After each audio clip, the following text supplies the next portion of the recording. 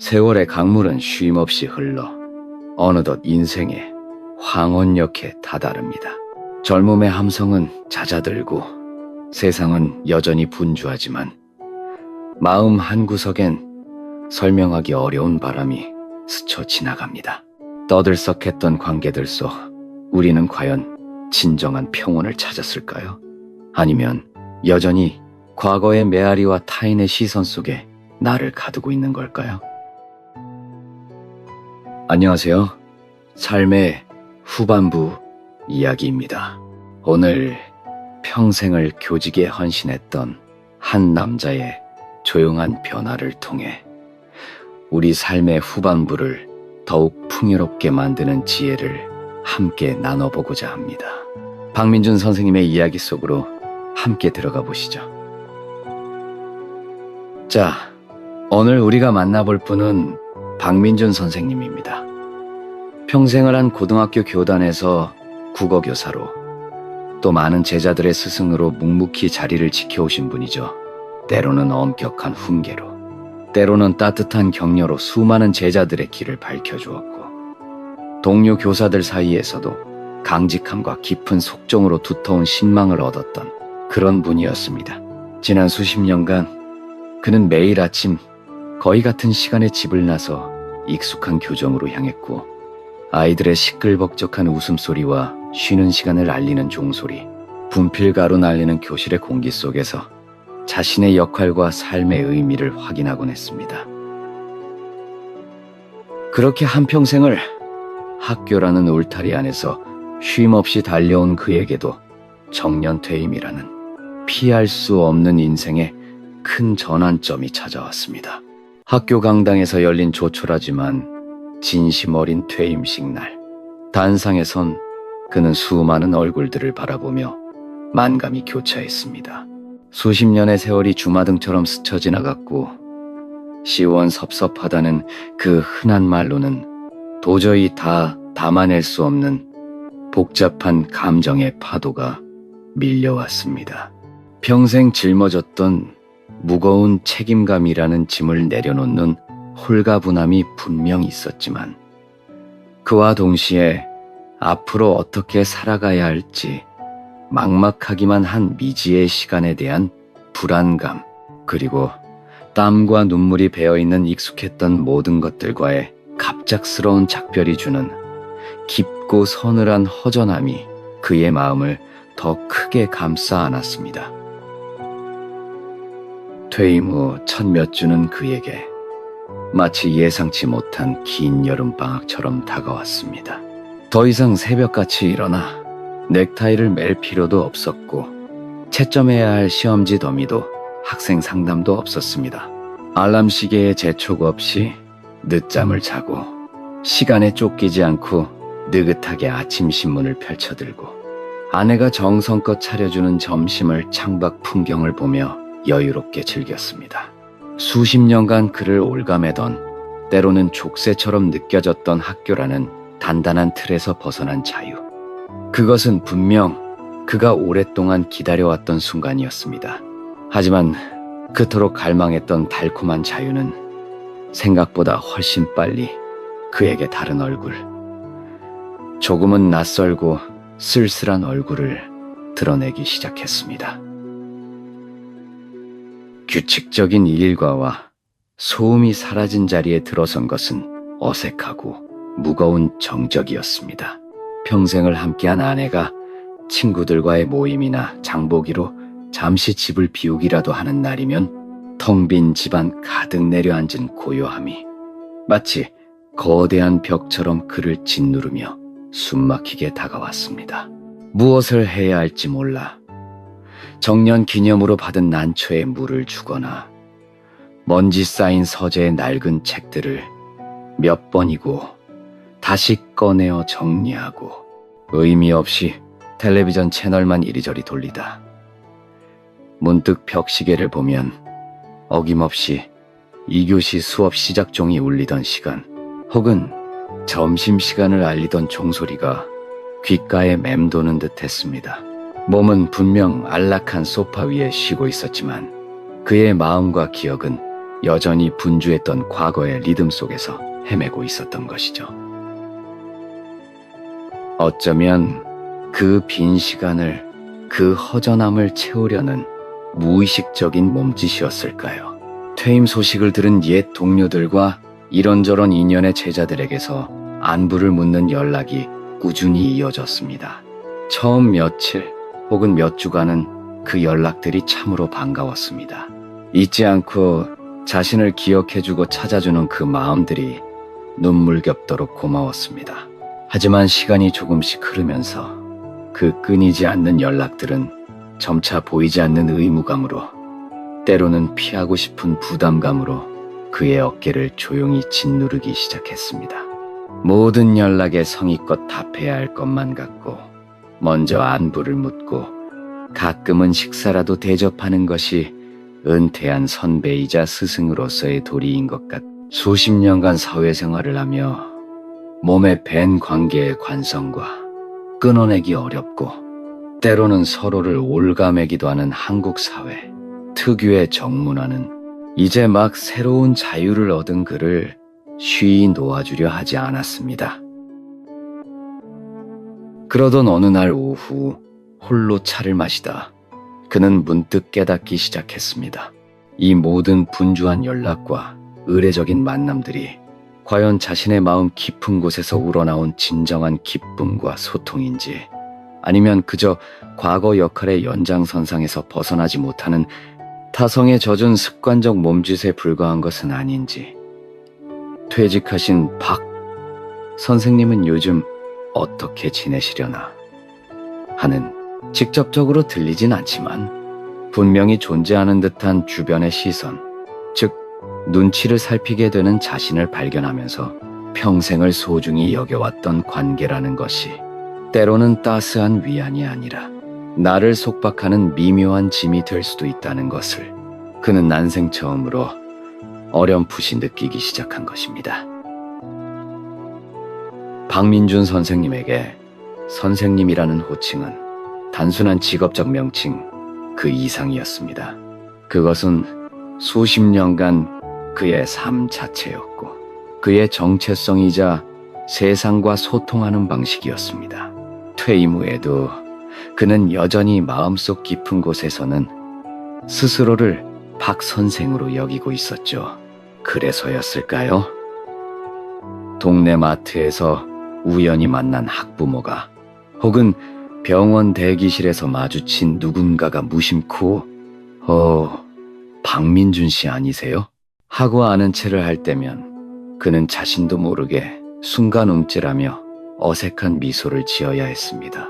잘못된 호칭이 아님을 알면서도 마치 중요한 무엇인가가 빠져나간 듯한 설명하기 힘든 공허함과 서운함이 마음 한구석을 스치고 지나갔습니다. 선생님이라는 익숙한 울타리가 사라진 세상에서 그는 아직 온전한 박민준으로 서는 법을 배우지 못한 셈이었습니다.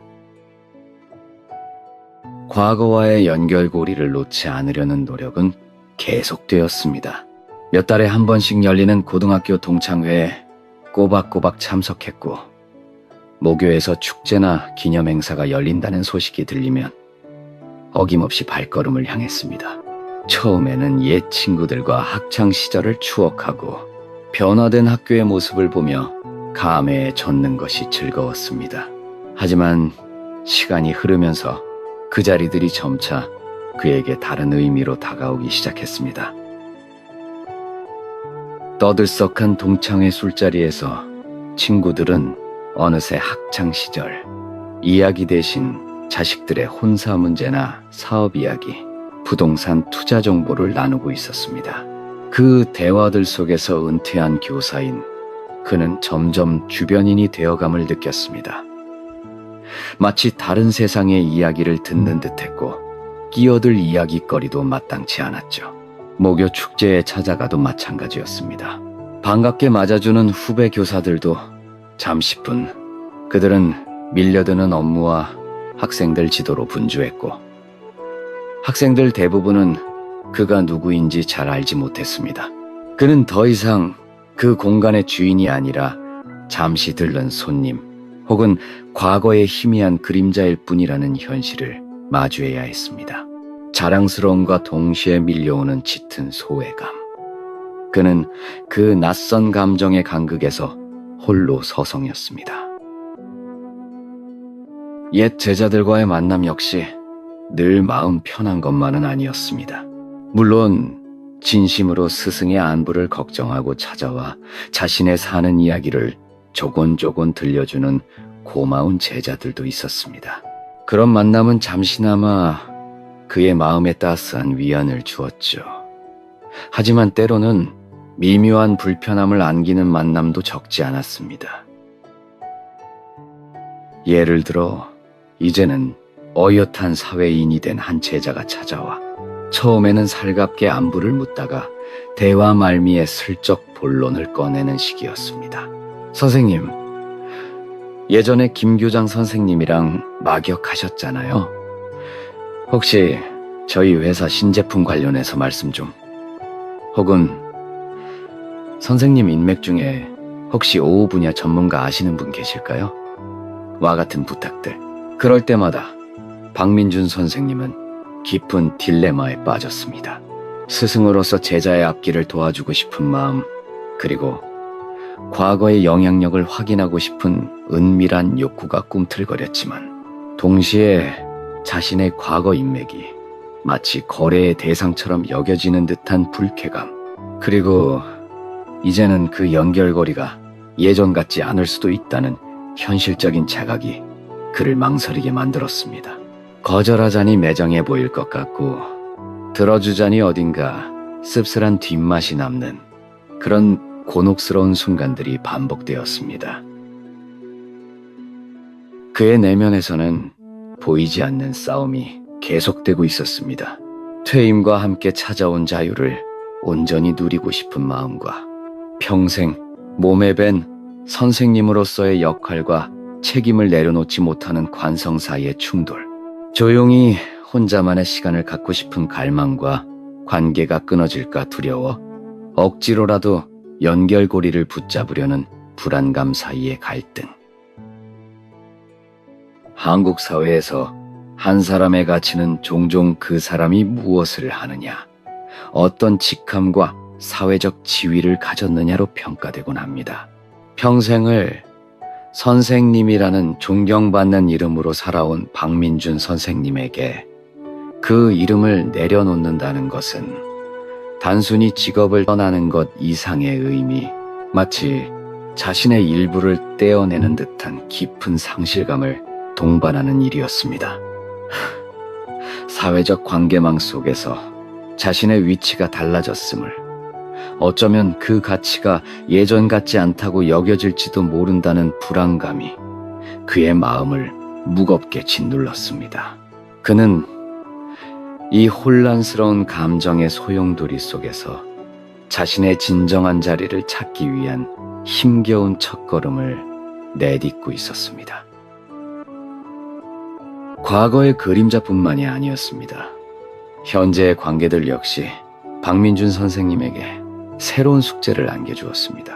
특히 퇴임한 동료들과의 정을 유지하기 위한, 혹은 그저 은퇴 후의 무료함을 달래기 위한 크고 작은 모임들이 그랬습니다.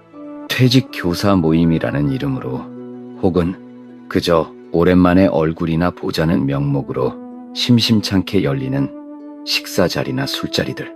처음 한두 번은 반가움과 의례적인 참석의 의미가 있었지만 모임이 거듭될수록 그는 깊은 피로감을 느꼈습니다.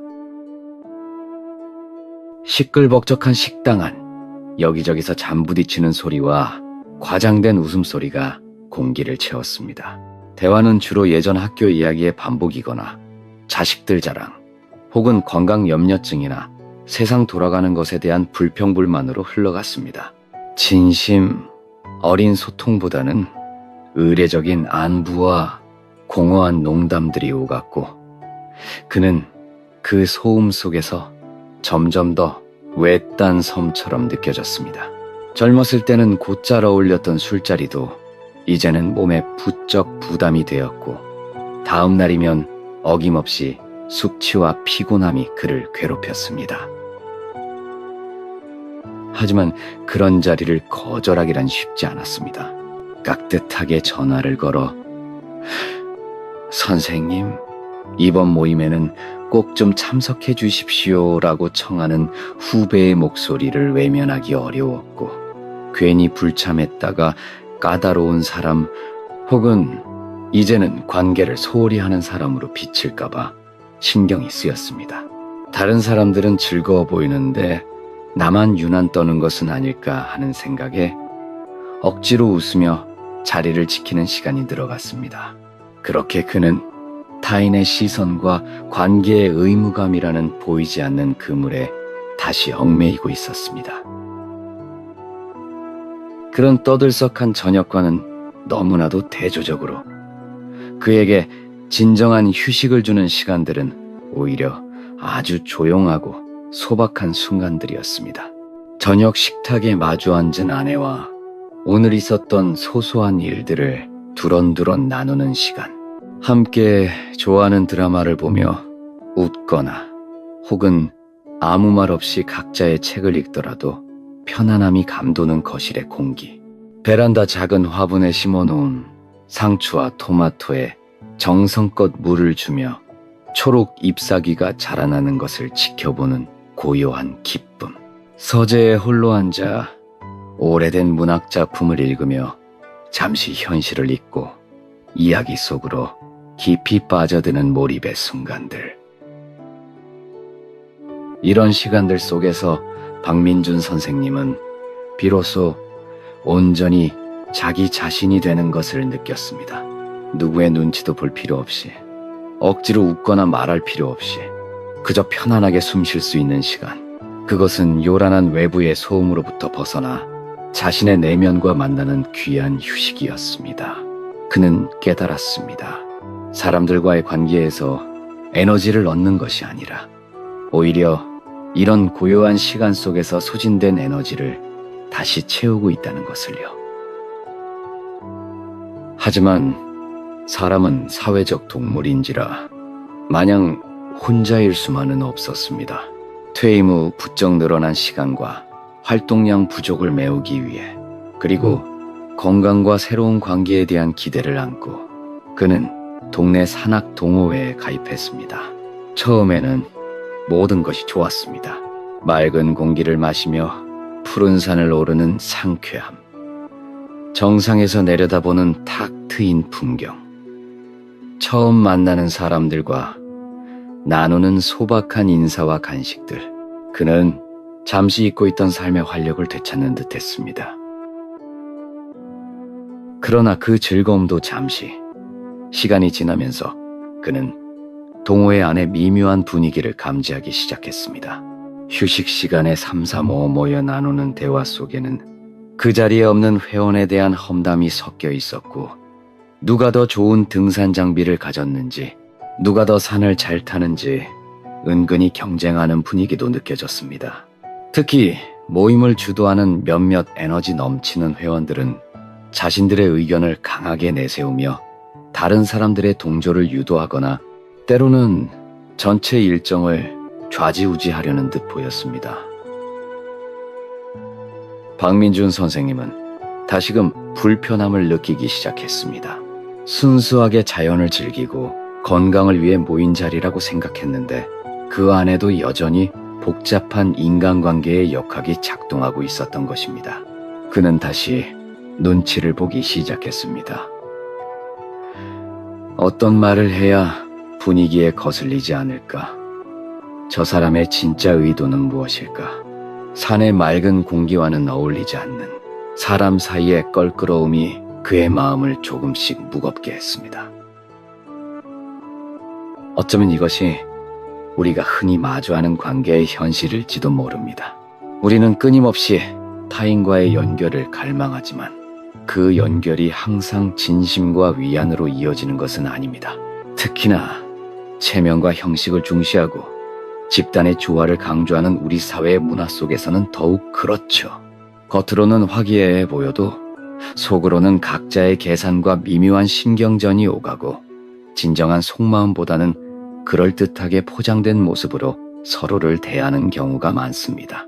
박민준 선생님의 경험처럼 때로는 함께 있어도 외롭고 왁자지껄한 웃음소리 속에서도 깊은 공허함을 느끼게 되는 것입니다. 그렇다면 우리에게 진정한 관계란 무엇일까요? 숫자의 많음이나 겉모습의 화려함이 아닌 마음과 마음이 조용히 통하는 순간들이 아닐까요? 박민준 선생님은 이제 그 질문에 대한 답을 자신만의 방식으로 찾아 나서기 시작했습니다. 산악회에서의 미묘한 불편함은 예상치 못한 방향으로 구체화되기 시작했습니다. 모임을 주도하던 몇몇 회원들이 등산 후 휴식 시간이나 식사 자리에서 자연스럽게 건강에 대한 이야기로 화제를 돌리더니 특정 건강 보조식품이나 의료기기를 은근히 추천하기 시작한 것입니다. 선생님, 이거 제가 먹어봤는데 무릎 통증에 직효예요. 저 아시는 분은 이거 쓰고 혈압이 정상으로 돌아왔다니까요. 우리 나이엔 미리미리 관리해야지. 이거 하나면 혈액순환 걱정은 끝이라니까요. 와 같은 말들을 마치 대단한 비밀 정보를 나누듯 속삭였습니다. 그들의 눈빛은 과도한 확신으로 빛났고 목소리에는 설득하려는 의지가 강하게 배어 있었습니다. 처음에는 그저 개인적인 경험담이려니 하고 넘겼습니다. 건강에 대한 관심이 높아지는 나이이니 그럴 수도 있겠다 싶었죠. 하지만 어느새 그들은 등산 가방에서 샘플이라며 작은 약통을 꺼내 건네거나 효능이 빼곡히 적힌 어딘가 조잡해 보이는 전단지를 가방에서 꺼내 돌리기 시작했습니다. 심지어는 등산 후에 건강 강좌 명목의 비공식적인 모임을 근처 식당이나 심지어 누군가의 집에서 열자며 참석을 적극적으로 유도하기도 했습니다. 그들이 설명하는 효능은 너무나 만병통치약 같았고 가끔 던지는 질문에는 명확한 답변 대신 일단 한번 써보시면 안다니까요 라는 식의 애매한 대답만 돌아왔습니다. 박민준 선생님은 점점 더 마음이 불편해졌습니다. 순수하게 자연을 즐기고 건강을 위해 모인 동호회 활동에 노골적인 상업적 목적이 스며드는 듯한 느낌, 그리고 그것을 애써 외면하거나 동조하는 듯한 다른 회원들의 분위기까지 더해져 큰 위화감을 느꼈습니다. 하지만 그 자리에서 나는 관심 없습니다 라고 단호하게 선을 긋거나 그 제품 과학적인 근거는 있습니까? 라고 따져 묻기란 여간 어려운 일이 아니었습니다. 괜히 좋은 분위기를 망치는 유난스러운 사람, 혹은 남의 호의를 무시하는 속 좁고 까다로운 사람으로 보일까봐 걱정이 앞섰습니다. 다른 회원들 중 일부는 이미 제품을 구매했는지 써보니 괜찮더라며 맞장구를 쳤고, 우리 나이엔 최고지라는 누구도 부정하기 힘든 명제 앞에서 반박하기도 어려웠습니다. 그는 그저 아, 예 하고 얼버무리거나 제가 원래 약 같은 걸 잘 안 먹어서요. 나중에 한번 알아보겠습니다 라며 애매하게 대답하며 상황을 모면하는 수밖에 없었습니다. 그런 자신이 못마땅했고 불편한 제안을 거절하지 못하는 관계의 압박감이 그를 답답하게 만들었습니다. 그러던 중 그의 마음속 불안감을 증폭시키는 일들이 마치 약속이나 한 듯 주변에서 들려오기 시작했습니다. 텔레비전 저녁 뉴스에서는 자녀를 사칭하며 다급하게 돈을 요구하거나 검찰이나 금융감독원을 사칭하여 퇴직금이나 예금을 안전한 곳으로 옮겨야 한다며 계좌 이체를 유도하는 전화금융 사기 수법이 연일 심각하게 보도되었습니다. 바로 어제는 아내가 시장에서 만난 오랜 이웃이 원금 보장에 월 10% 고수익이라는 말도 안 되는 투자 설명회에 소가 평생 모은 쌈짓돈을 날리고 망연자실해 있다는 이야기를 안타까운 표정으로 전해주었습니다. 심지어는 명절에 만난 먼 친척 어른 한 분이 자식들 몰래 앉아만 있어도 만병이 낫는다는 기적의 치료기라는 것을 수백만 원에 덜컥 구매했다가 아무런 효과도 보지 못한 채 환불도 받지 못하고 뒤늦게 후회하며 소갈이를 하고 있다는 소식까지 듣게 되었습니다.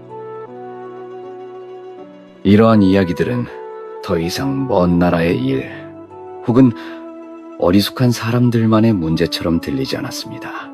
은퇴 후 시간은 많아졌지만 정기적인 수입은 끊긴 자신의 처지, 그리고 알 수 없는 미래와 점점 약해지는 몸에 대한 막연한 불안감. 그는 자신 역시 언제든 그런 달콤한 유혹이나 교묘한 사기의 대상이 될 수 있다는 현실적인 위기감을 등골 서늘하게 느꼈습니다. 그리고 문득 산악회에서 경험했던 그 끈질기고 교묘한 건강제품 권유 방식과 뉴스에서 보도된 사기꾼들의 수법 사이에 어떤 불길한 유사성이 있음을 깨달았습니다. 친절함과 동질감을 가장한 접근, 건강 염려나 경제적 불안 같은 약한 부분을 파고드는 설득, 그리고 다른 사람들도 다 한다는 식의 집단 분위기를 이용한 암묵적인 압박까지, 그 모든 것이 정교하게 계산된 전략일 수 있다는 생각이 들자 덜컥 겁이 났습니다. 박민준 선생님의 내면에서는 다시 한번 깊고 격렬한 갈등이 일어났습니다. 산악회를 통해 겨우 찾은 사람들과의 교류, 자연 속에서 느꼈던 해방감, 그리고 규칙적인 활동이 주는 최소한의 생활 리듬을 다시 잃고 싶지는 않았습니다. 다시 고립되는 것은 두려웠고 외로움이라는 감정은 여전히 그에게 버거운 것이었습니다. 하지만 동시에 무언가 잘못되어 가고 있다는 이성적인 경고와 자신의 평온함, 그리고 더 나아가 평생을 성실하게 일궈온 소중한 노후 자금까지 위협받을 수 있다는 불안감을 더 이상 외면할 수도 없었습니다. 관계에 대한 인간적인 갈망과 자기 자신을 보호해야 한다는 본능 사이에서 그는 어떤 선택을 해야 할지 몰라 깊은 고민에 빠졌습니다. 그렇습니다. 인생의 후반기에 접어들면서 우리는 종종 이와 같은 교차로에 서게 됩니다. 줄어드는 기회 앞에서 조급해지고 늘어나는 걱정 속에서 마음이 약해지기 쉽습니다. 외로움과 건강에 대한 염려는 우리의 판단력을 흐리게 만들고 바로 그 약해진 틈을 교묘하게 파고드는 유혹의 손길들이 세상에는 너무나 많습니다. 누군가가 내미는 따뜻해 보이는 손길, 가모니솔로 포장된 관심이 절실하게 느껴질 때 우리는 그것이 진심에서 우러나온 것인지 아니면 다른 목적을 가진 계산된 접근인지 분별하기 어려워집니다. 혹시나 정말 좋을까 하는 작은 기대감에 나만 뒤처지는 건 아닐까 하는 불안감에 다른 사람들도 다 하는데 괜찮겠지 하는 안일한 생각에 우리는 자신도 모르게 위험한 선택의 문턱을 넘어서기도 합니다. 그래서 우리에게는 그 어느 때보다 분별력이라는 삶의 연륜이 주는 지혜가 절실히 필요합니다. 화려한 겉모습이나 달콤한 말에 속지 않고 사물의 본질을 꿰뚫어보는 냉철한 눈, 주변 분위기나 타인의 권유에 쉽게 흔들리지 않고 자신의 중심을 단단히 지키는 굳건한 마음, 그리고 무엇보다 자신의 오랜 경험과 직감을 믿고 아니다 싶을 때는 미련 없이 단호하게 돌아설 수 있는 용기. 이것은 결코 세상을 의심의 눈초리로만 보는 냉소주의나 불신과는 다릅니다. 오히려 세상을 더 깊이 이해하고 그 속에서 소중한 나 자신을 온전히 지켜내기 위한 현명하고 성숙한 태도입니다.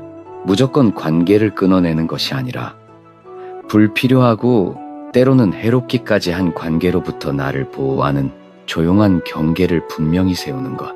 박민준 선생님은 이제 그 보이지 않는 경계의 중요성을 더 이상 외면할 수 없음을 온몸으로 깨닫고 있었습니다. 자신의 남은 삶, 그 평온한 오후를 지키기 위해서라도 더 이상 망설이고 주저앉아 있을 수만은 없다는 것을 말입니다. 변화는 아주 작은 계기에서 시작되었습니다. 어느 주말 저녁, 그는 반쯤은 억지로 참석했던 동료 교사의 자녀, 결혼식 피로연에서 돌아왔습니다.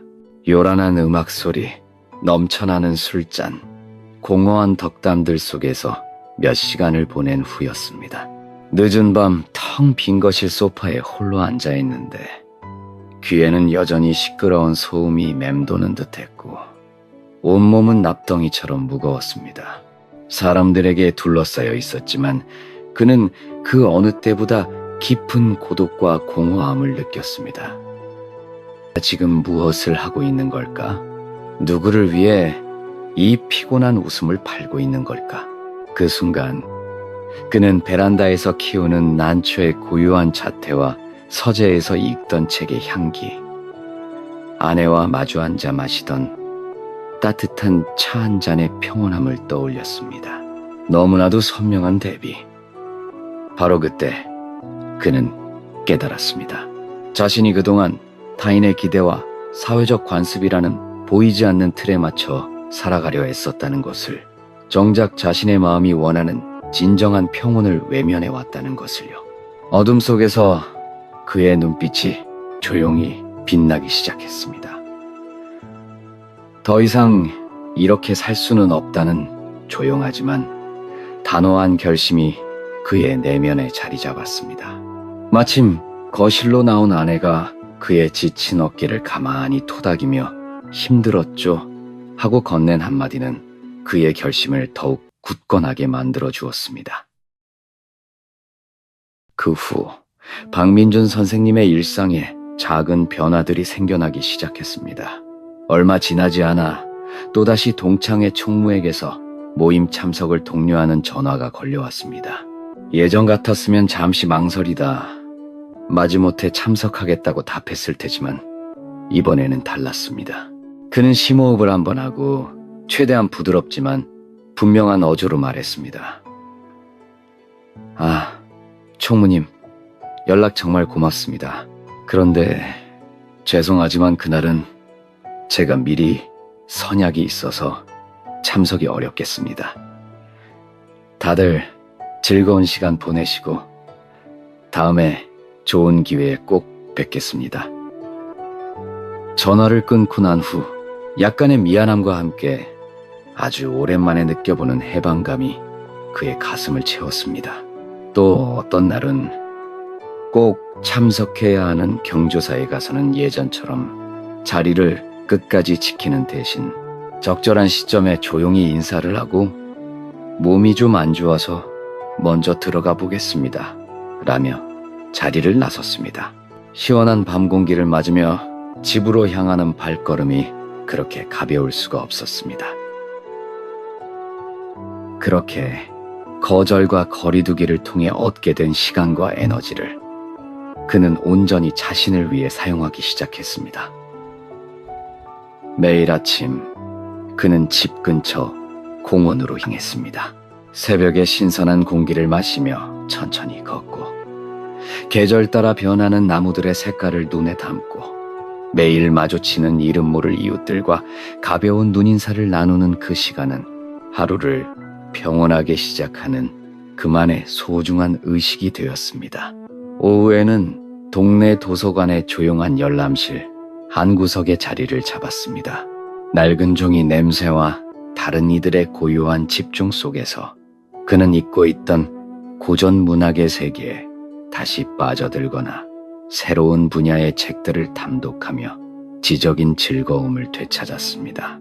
주말이면 아내와 함께 북적이는 재래시장에 들러 싱싱한 채소를 고르고 상인들과 정겨운 농담을 주고받는 소소한 일상 속에서 잔잔한 행복을 느꼈습니다. 그리고 일주일에 두어 번 그는 서재에서 조용히 벼 위에 먹을 깔고 화선지 위에 붓을 내렸습니다. 한 획 한 획 집중하여 글씨를 써 내려가는 서예의 시간은 그의 복잡했던 마음을 차분하게 가라앉히고 내면의 질서를 찾아주는 명상의 시간이었습니다.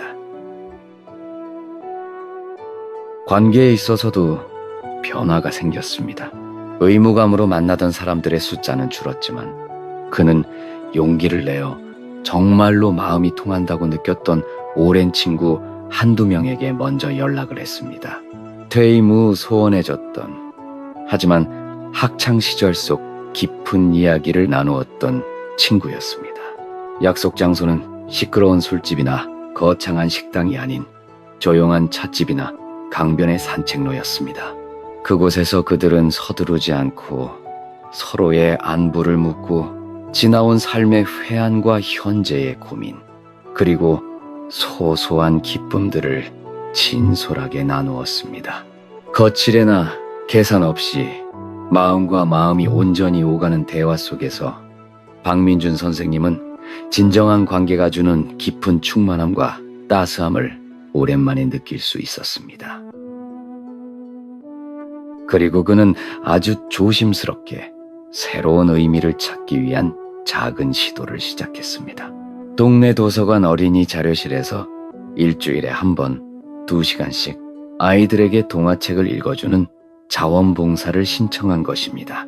아이들의 초롱초롱한 눈망울을 보며 실감나게 책을 읽어주는 동안 그는 선생님이라는 과거의 역할에 대한 부담감 없이 그저 순수하게 무언가를 나누는 기쁨을 느꼈습니다.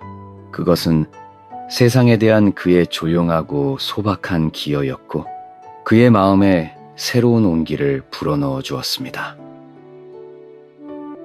그렇습니다. 때로는 떠들썩한 환호와 인정 속에서 길을 잃기 쉽지만 진정한 용기는 화려한 무대 위에 서는 것이 아니라 소음으로부터 한 걸음 물러나 자신의 내면의 소리에 귀 기울이는 데 있는지도 모릅니다. 박민준 선생님의 선택은 세상으로부터의 도피나 관계의 단절이 아니었습니다. 그것은 불필요한 소음과 공허한 의무감으로부터 자신을 지키고 그 자리에 지정한 평온과 의미, 그리고 소중한 관계를 채워넣기 위한 용기 있는 자기 돌봄의 시작이었습니다. 외부의 인정이나 관계의 숫자가 아닌 내면의 평화와 진실된 연결에서 삶의 만족을 찾는 것, 그것이야말로 인생의 후반부를 더욱 깊고 풍요롭게 만드는 지혜가 아닐까요? 이제 박민준 선생님의 오후는 이전과는 사뭇 다른 풍경을 그립니다. 그의 얼굴에는 더 이상 조급함이나 억지 미소가 아닌 잔잔한 호수 같은 평온함이 깃들어 있습니다. 창가에 앉아 따뜻한 차를 마시며 창밖으로 물들어가는 노을을 물끄러미 바라보는 그의 눈빛은 깊고 온화합니다. 공원을 거닐 때는 예전처럼 무언가에 쫓기듯 서둘러 걷지 않고 발밑에 밟히는 낙엽의 바스락거림이나 나뭇가지 사이로 지저귀는 작은 새소리에 귀 기울이며 한 걸음 한 걸음 여유롭게 발걸음을 옮깁니다. 그의 걸음걸이에는 서두름 대신 음미하는 즐거움이 담겨 있습니다. 그는 더 이상 외롭지 않습니다. 다만 현명하게 관계를 선택하고 그 관계를 깊이 있게 가꾸어 나갈 뿐입니다.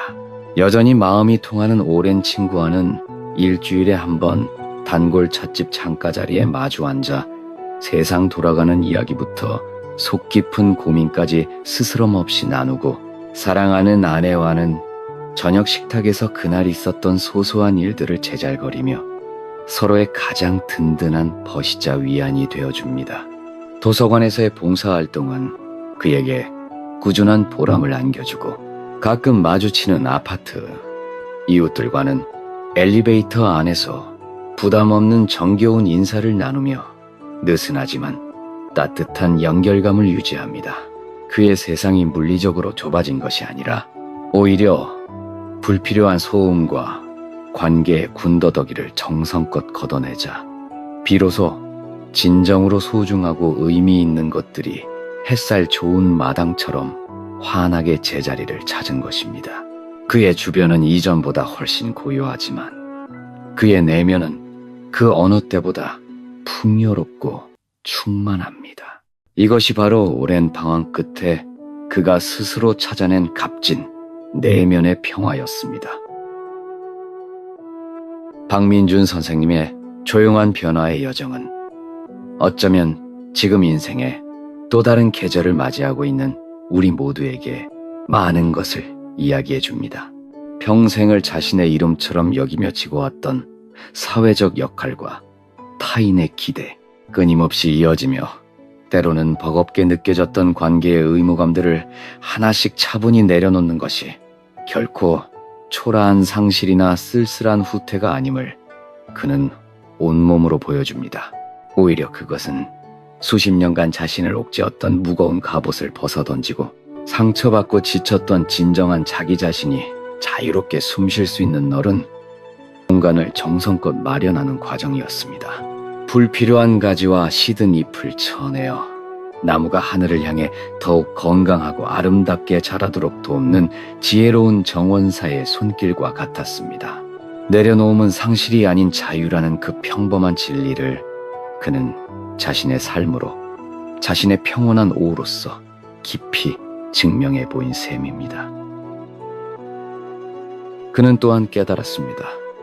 사람 사이의 진정한 연결이란 얼마나 많은 사람을 알고 지내는지, 얼마나 자주 만나고 연락하는지, 혹은 얼마나 떠들썩하고 화려한 시간을 함께 보내는지 있는 것이 아님을 말입니다. 수많은 사람들과 왁자지껄하게 어울리면서도 속으로는 채워지지 않는 깊은 허전함, 그는 그것을 단한 공허함이라고 불렀습니다. 하지만 이제 그는 마음이 진정으로 통하는 단 한 사람과의 조용한 차 한 잔 속에서, 혹은 온전히 혼자 자연과 마주하는 고요한 산책길 위에서 충만한 고요함을 발견했습니다. 진심이라는 보석은 시끄러운 소리 속에서는 그 빛을 잃기 쉽지만 잔잔한 침묵과 고요함 속에서는 오히려 더욱 영롱하고 선명하게 빛난다는 것을 그는 이제 명확히 알게 되었습니다. 특히 서로에게 깊은 관심과 애정을 표현하는 정문화를 소중히 여기는 우리 한국 사회에서는 그 따뜻함 이면에 때로는 개인의 경계가 쉽게 허물어지고 관계 속에서 과도한 심리적 의무감이나 부담감을 느끼기 쉽습니다. 어쩌면 박민준 선생님의 이야기는 우리에게 조용히 묻고 있는지도 모릅니다. 그토록 소중하고 아름다운 우리의 정문화를 지켜나가면서도 어떻게 하면 그 안에서 나 자신의 정신적 공간과 건강한 에너지를 함부로 소진시키지 않고 조화롭게 살아갈 수 있을까? 그의 용기 있는 선택과 변화의 여정은 아마도 무조건적인 희생이나 차가운 외면이라는 양극단이 아닌 서로의 영역을 존중하는 건강한 거리와 진심 어린 이해 속에서 진정한 정이 더욱 깊고 단단해질 수 있다는 또 다른 가능성을 우리에게 보여주는 것일지도 모릅니다. 관계 속에서 나 자신을 잃어버리는 것이 아니라 오히려 성숙한 관계를 통해 나 자신이 더욱 온전해지고 성장하는 지혜로운 균형점을 찾아가는 것.